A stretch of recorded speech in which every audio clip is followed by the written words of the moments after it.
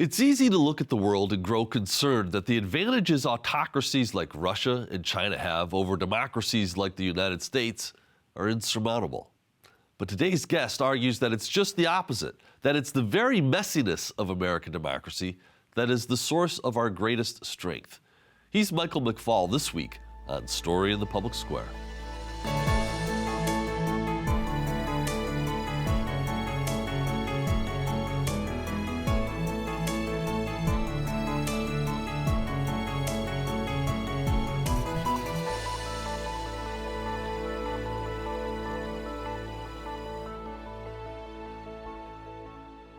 Hello and welcome to Story in the Public Square, where storytelling meets public affairs. I'm Jim Ludis from the Pell Center at Salve Regina University.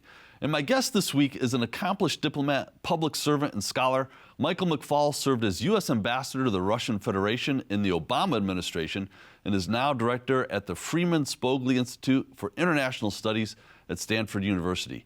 He's also the author of a timely new book, Autocrats versus Democrats, China, Russia, America, and the New Global Disorder. Mike, it's great to be with you today.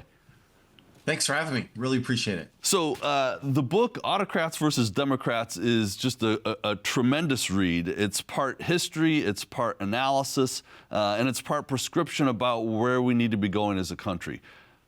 Why did you write it?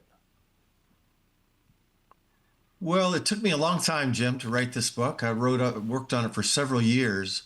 So the motivations changed over the years. Initially, when I did the initial research living in China in the summer of 2015, back then we had a debate about whether economic modernization would lead to political liberalization. And I didn't see that trend in Eastern Europe. I wrote a book actually in 1992 showing that it didn't lead to evolutionary change. There was this revolutionary change. And I wanted to see if it would work for China. And that was the first motivation. That debate has now long since passed because it has not led to democratization, obviously, in China today. The second motivation then came about around the time that President Trump won his first term, and his team drafted a new national security strategy, I think a very influential one, that called out Russia and China as revisionist powers in the international system. And I agreed generally with that hypothesis. But then there became a very popular, both talking about Russia and China, is this a new Cold War? And I wanted to test that hypothesis, looking at the old Cold War. And my conclusion is that some things are similar and some things are different. And that if we just look at the similarities, we're going to make mistakes in our analysis. But then the third motivation was always to try to make an argument for why we being the United States of America, should remain engaged in the world rather than moving towards isolationism. Why I think we're better off to engage with the world with allies and in multilateral organizations rather than going it alone, and why we should support ideas of democracy and human rights, freedom and liberty, rather than just thinking about balance of power politics. That was always a motivation of the book, but it became even more important to me after the second election of President Trump, because President Trump, although he's a little bit all over the place these days, but generally speaking, he's more isolationist than I am. He's more of a go-it-alone president than I am. And he doesn't really focus much on promoting democracy abroad, whereas I believe that's in America's national interest. So ironically or tragically, one of the two, because of his reelection, the prescriptive part of the book may be the most important part of the book. Well, we're going to get to some of those prescriptions in a bit, but let's start with some of that analysis. You provide a great history of America's relationship with both Russia and China and the ebbs and flows in those relationships. But you also get to a discussion of the current dynamics between those three countries and within each of those countries. So let's start with Russia, a country you know tremendously well. What are the dynamics driving Russian policy today? We'll have you channel your inner George Kennan. Well, I've thought a lot about George Kennan, given that we were both ambassadors in Moscow, he in the Soviet Union, I in Russia, and obviously in writing this book, I reread a lot of Kennan, and some things I agree with him, and some things I disagree. We'll come back to that in a minute. But thanks for reminding your viewers of those historical chapters, because I did write these historical chapters. It starts in the 18th century, and I fought hard with my editor, just so you know, Jim, to keep them, because I wanted to show that there have been periods of cooperation before, and I wanted to underscore that to make the simple point that we are not destined forever to be in conflict in China with China and Russia. But to get to the contemporary period, I go through power, ideas, and competing conceptions of the global order. And with respect with Russia, Russia obviously is the third power in this troika of great power competition, right? The United States has way more power. China has way more power.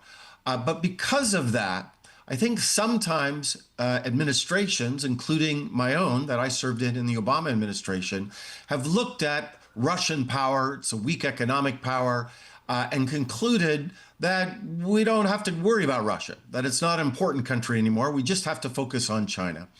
And what I talk about in the book is it's not just about capabilities, intentions matter too. And with respect to Putin and Putin's Russia, we have today a leader in Moscow that has much more limited capabilities, of course, than China or the United States, but is willing to use them in highly destructive ways. Starting with the invasion of Georgia 2008, then the invasion of Ukraine in 2014, deploying his military to prop up Assad in Syria in 2015, and finally, and most dramatically, launching this full-scale invasion of Ukraine in 2022. And so I remind my readers that ideology and ideas matter too, and in this sense, Putin in some ways, I think, is more destabilizing to the international system than either Xi Jinping or President Trump. Could you say a little bit more about that? Because one of the through lines throughout the book is something about the essentially what's the story that each of these countries is telling the rest of the world that might attract others to their camp, as it were. And yes. In Russia's case, what is it that Russia is essentially offering others? So it's a great question, and because I was interested in comparing, are we in a new Cold War or not? When I look at similarities, I say there's an ideological competition between the United States and Russia, United States and China. But when looking at the ideological competition between the United States and Russia today, it's not just between countries like it was during the Cold War, right? Remember those maps? The red map, the blue map, France was red, Poland was, France was blue, Poland was red. It was a competition between communism and the free world that was kind of mapped out in a neat way between states. Right. What's different today in the ideological struggle with Putin is he is propagating not communism, but what I call illiberal populist nationalism, what he would call orthodox conservative values. And he's propagating those ideas within states, within Hungary, within Italy, within France, and within the United States of America. And compared to the Cold War, he has many more followers for his set of ideas than we had communists in the United States during the Cold War. Many Americans agree with Putin and admire Putin, even after this invasion in 2022. And that, I think, presents a very different kind of ideological challenge today compared to the Cold War. You might not be able to answer this question, but I'm going to ask it anyways. Do you think that that's a sincerely held conviction by President Putin, or is that an astute observation of sort of trends in conservative politics in the West and a way to exploit possible fissures in those societies? That's a fantastic question that I do not have a fantastic answer. But I'll tell you, I've thought a lot about it. I used to think it was just instrumental, just transactional. Yeah. And I used to think that about all the negative things that Putin would say about the United States when I was the U.S. ambassador. He used to accuse me of fomenting revolution against him. And I would look at that and I would talk to his advisors and say, come on, you don't really believe that, do you? I left Moscow as the ambassador in 2014, actually more convinced that he does believe these ideas, that he does think we're out to get him, that he does think democracy threatens him, and that he thinks to push back on that, he needs to find illiberal conservative nationalists as his allies. So I've come to believe that actually he is committed to this ideology. But I want to underscore something that I think gets forgotten, most certainly in foreign policy circles, most certainly in the administration when I served there. A leader can be a thug, a leader can be transactional, and a leader can be an ideologue all at the same time. I think sometimes we want to put leaders in one category or not. And with respect to ideology, it can both be instrumental and a set of beliefs that animate your behavior at the same time. I think that's most certainly true with Vladimir Putin today. He is way more ideological, I think, than many Americans believe. Well, let's switch now to China and essentially what is China selling the rest of the world? So again, with respect to power, China's way more powerful than Russia. Economic power, military power, without question. I still think when you add up the democracies, we collectively are much more powerful than the autocracies as long as we are united. And that is problematic these days, given how the president has been treating some of our allies. But China, Xi Jinping and Xi Jinping thought he's selling something different than Putin. He's not selling illiberal, the populist nationalism. He is offering up that state-led dictatorship can lead to economic development. And that's a powerful set of ideas, by the way, if you're in a poor developing country that you want to accelerate economic development. The Chinese tend to focus on Africa, Latin America, Asia, not the developed world. You don't see a lot of Xi Jinping thought books, even here in Palo Alto or Berkeley. That's not a popular set of ideas in the developed world, and they're not focused on it. But in the developing world, they are, and it is attractive. I think we are underestimating how attractive that set of ideas are. I think what Xi Jinping gets wrong is that he sometimes forgets that the Chinese model that led to economic growth, fantastic economic growth in China, starting with Deng Xiaoping, was not state-led development, was actually the opposite. It was actually pulling the state out of the economy, bringing in market principles, bringing in the ability to own things that led to economic growth in China. And today, Xi Jinping is rolling that back. He is getting the state much more involved in his own economy. I think that's going to slow growth. I think we already see evidence of that. And so when he seeks to export his model abroad, I think it's important for recipient countries to remember that it was when they adopted market principles that the Chinese system generated economic growth, not when they had more heavy-handed, state-led, Communist Party-led development. Well, so that's a pretty good, I think, encapsulation of what the autocratic world is offering. As I read this, I was thinking largely about that era in the 1990s when there was the Washington Consensus, and yes, the world understood what the West offered: democracy, capitalist economies. Is that still what the West, what democracies, what the United States offers the world today? I'm not sure. It's part of the reason I wrote the book. I want that to be true, in part because I think, I agree with Churchill. Democracy is a horrible system of government, except for all the others that have been tried. I also know that there's demand for democracy around the world. Public opinion polls show that pretty clearly. It's receded in the last 10 or 15 years, but it's still majorities. But whether we are helping that cause, the United States of America in particular, I'm not so sure right now.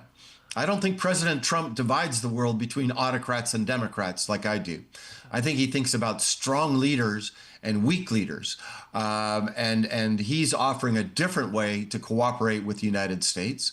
And I just don't think that's in our long-term national interests. And so part of the reason I wrote the book was to make the case for why supporting ideas of freedom, and I would say ideas of capitalism and democracy are part of that, not only is the right thing to do, but it's the pragmatic thing to do in terms of American national interests. I mean, think about it for a minute. How many countries have we gone to war with who have been democracies? None. We can argue about the War of 1812, whether that's whether they were democracy or not. I don't think so. But broad sweep, democracies don't go to war with each other. We know that empirically. How many times have we gone to war with dictatorships? Almost every time we've gone to war, it's been with a dictatorship. And you think about today, what countries threaten our security and our prosperity? They're all autocrats: China, Russia, Iran, North Korea. So I think we have not only, it's a good thing in terms of the ethics of it and the morality of it to support democracy. It's also a very pragmatic thing to do.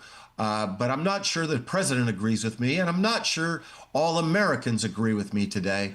And that's why I wrote the book, to try to help get in that debate. Well, and so the question I think that emerges from that is, should democratization be the goal for U.S. policy vis-a-vis Russia, vis-a-vis China?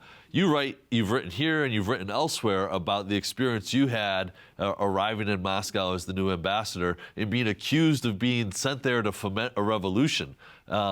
What is the appropriate role for democratization in American foreign policy, particularly with great powers like Russia and China? Again, great question. Hard to answer. But I'd say a couple of things. Number one, as I write in the book, because we are in an era of democratic recession, almost 20 years long now, according to Freedom House, in the world, and we're in an 11-year recession here in terms of our practice of democracy at home, I think the first order of business is defense.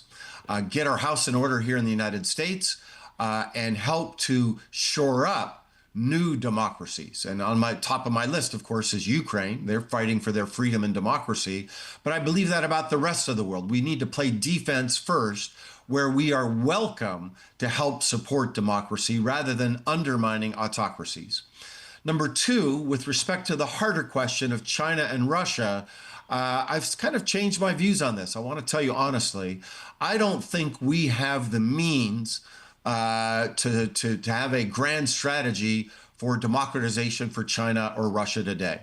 What I do think we should do instead is to support small d Democrats from China and Russia, especially those living in exile, and to not back away from our own democratic values.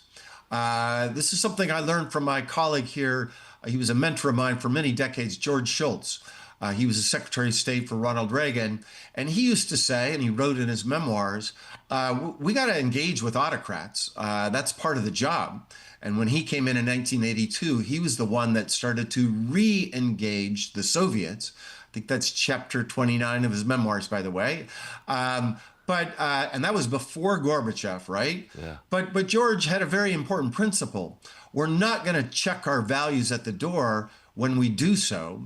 And when I look at President Trump meeting with autocrats around the world, I think he tends to do that. And I don't think you need to do that. I don't think they're going to do you any favors because you do that. And then the third thing I would say is we need to keep investing in our soft power instruments. So USAID, the Trump administration tore it down. I think that's a big mistake. If we're going to compete with China and Russia, we have to have economic assistance as part of one of our instruments of power. USAID, I want to remind your viewers, was created by John F. Kennedy in 1961, not just because he was a good humanitarian, which he was, but because he understood that we needed that. That's the height of the Cold War, right? 1961. We needed USAID to compete with the Soviets. Feel the same way about Voice of America, Radio Free Europe, Radio Free Asia. Those are instruments of soft power influence that we need to compete with the Chinese and the Russians around the world. And finally, the National Endowment for Democracy, an idea that Ronald Reagan had in 1982, and the set of NGOs connected to the National Endowment for Democracy.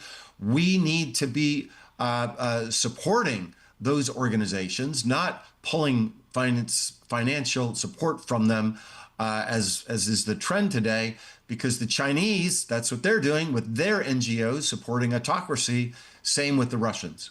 The part of the book that focuses on recommendations. This is a pretty comprehensive list. Everything from revitalizing the American nuclear arsenal to maintaining a rigorous conventional deterrent. But you also, throughout the book, talk about some of those elements of American power that are often unconsidered by the public. Things like the attractiveness of American universities, like Yes. the power of immigration to sustain American economic growth. Do you want to say a little bit about those 2 points? I do. I'm glad you raised it, and you're right. I originally just, Jim, I originally had one prescriptive chapter, and now it's 3 prescriptive chapters, just so everybody knows. And one of them is mistakes we made in the Cold War to not repeat again, right? So I go through the mistakes. But on the success side, yes, we do need to maintain our military. I agree with President Trump on that. We do need to have a robust economy. And here I worry that the current administration is eroding that. One of the brilliant things we did during the Cold War is that we expanded federal government spending on research and development, and we channeled that money through our universities, making them, including the one that I work at here at Stanford University, some of the best universities in the world. Doing basic research that then led to the application of that research to do some just fantastic things for health, fantastic things for new companies. The many new companies came out of Stanford, multi-billion-dollar, almost trillion-dollar companies now all came out of Stanford. I'm speaking at the Jensen Wang building tonight in a class, the Google guys, they were both students here at Stanford. And that was really smart strategy that now we're undermining because there's this populist notion that we shouldn't be giving money to research universities. I just think that's not in our long-term national interest. And same with international students. Sergey Brin, one of the founders of Google, was one of them, right? Yeah. He came from the Soviet Union. We, during the Cold War, attracted the best and the brightest from the entire world, including dictatorships, right? Chinese, Iranians, Russians, where I live here in the Silicon Valley, all those languages are spoken, Indians. And that is one of our great strengths when competing with China and Russia, because for decades, we've attracted the best and the brightest. And now that we're in this anti-immigrant mood and celebrating that fewer international students are coming here, I just think this is a lesson, a success from the Cold War that I think we have to repeat if we're going to, advance our interests in this new era of great power competition with China and Russia. So let's come back to the question that you began with. Is this a new Cold War? And what does that tell us about this era that we're in now? So my first answer is yes, and my second answer is no. And everybody needs to be able to hold those 2 ideas in their head at the same time. I think if we just think it's just like the Cold War, we're missing elements that are different. And we got to be able to, in terms of getting the diagnostics right, we have to have both of those. So let's talk about U.S.-China relations briefly, right? Similarities, there are many. 2 superpowers, yes, China and the United States are ahead of the pack compared to the rest. Ideological competition, yes, just like the Cold War, that is true today. My book is called Autocrats versus Democrats. 3, is this a global contest that touches every country in the world? Yes, that is just like the Cold War. And 4, tragically, I predict in my book that this competition will last decades, just like the Cold War did. So those are all similarities. But then on the other side of the ledger, there are differences that are just as important. Number 1, the United States and the American and Chinese economies are highly intertwined today. That's different than the Cold War. The Soviet economy was very disconnected from the capitalist world. That's different. Moreover, the Chinese economy is highly intertwined with the global economy and just not the American economy. And so if we think we can go back to some kind of blocks, capitalist bloc versus the communist bloc, We might be able to do that and build up tariffs and go it alone for our economy. That will be a disaster for our economy. But the rest of the world is not going to follow us. So that is a difference that we have to keep in mind. Second, I mentioned there's an ideological struggle in the world. There is between China and the United States. But in my analysis in the book, it is not nearly as intense as the ideological struggle during the Cold War. And this probably is one of the most controversial hypotheses I have in the book. But, a lot of politicians say China's an existential threat to the United States, greatest threat we've ever had, ever. That is literally something that politicians and scholars write. I looked hard at the evidence for that, and I don't see that. I do not see that Xi Jinping is trying to destroy the United States. That's what existential means, off of the face of the earth. Nor do I see evidence that they want to make us a communist country. And I think if we exaggerate that threat, we're going to make mistakes in our prescriptions. And then third, a difference from the Cold War is us. During the Cold War, we of course had debates about communism, the nature of the threat, and how to pursue containment, right? Containment was a very elastic term, meant different things to different presidents. But there was a general consensus, Democrats and Republicans, that in order to deal with the communist threat, we had to remain engaged in the world. That consensus is gone in America today. There are isolationist tendencies that are deep in the Republican Party, but they are growing in the Democratic Party too. That's different than the Cold War. And second, the level of polarization within American society is much higher than at any other time during the Cold War. And in some ways, I worry most of all of that, because if we are fighting amongst ourselves, calling each other enemies of the state, we are not going to have the capability to confront the security challenges we have in the international system, principally from China and Russia today.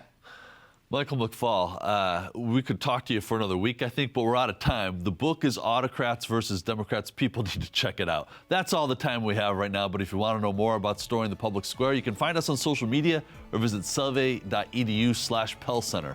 Thank you for spending some time with us this week. I'm Jim Ludes, asking you to join us again next time for more Story in the Public Square.